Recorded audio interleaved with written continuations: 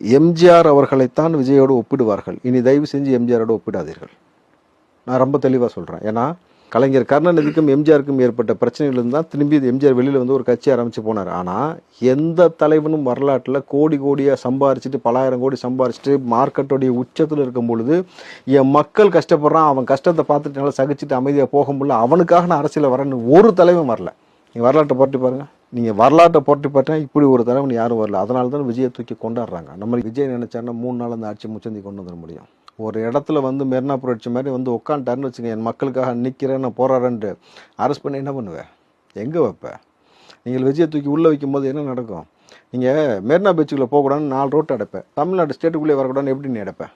தமிழ்நாட்டுக்குள்ளே அண்டை மாநிலத்தில் சாரியாக கிளம்பி வருவான். நீங்கள் வந்து எத்தனை கோடி காவல்துறை இறக்கினாலும் இங்கே பத்தாது. அவ்வளோ பெரிய சிறையும் கிடையாது. தமிழ்நாடு சம்பிச்சு போகக்கூடிய வேலையை பார்த்து விட்டுருவாப்புல.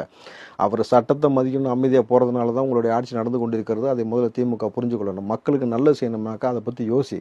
அவரை நொட்டை சொல்கிறது, அவரை நோண்டுறது, பர்சனல் அட்டாக் பண்ணுறது, அவருக்கு நெருக்கடி நீங்கள் கொடுக்கலன்னு பேசுனீங்கல்ல, அதை சொல்லிட்டார்ல. அங்கே நான் மாநாடு ஆரம்பிக்கணும்னு சொன்ன பொழுதுலேருந்து அங்கே ஆரம்பித்து இன்றைக்கி வந்து இந்த பொதுக்குழு கூட்டம் வரைக்கும் எனக்கு நெருக்கடி கொடுத்து கொண்டே இருக்கிற என் ஊரில் என் மக்களை தடுக்கிறதுக்கு நீ யாரா கேட்டாரா? 5 நாள் உங்களுக்கு ப்ரீத்திங் டைம், நல்லா மூச்சு விட்டு நல்லா தின்னு ரெஸ்ட் எடுத்துக்க. அதுக்கு மேலே உனக்கு ரெஸ்ட்டும் கிடையாது. உனக்கு வந்து எதையுமே அதுக்கப்புறம் செய்ய முடியாத அடி களத்தில் வந்து இறங்கி அடி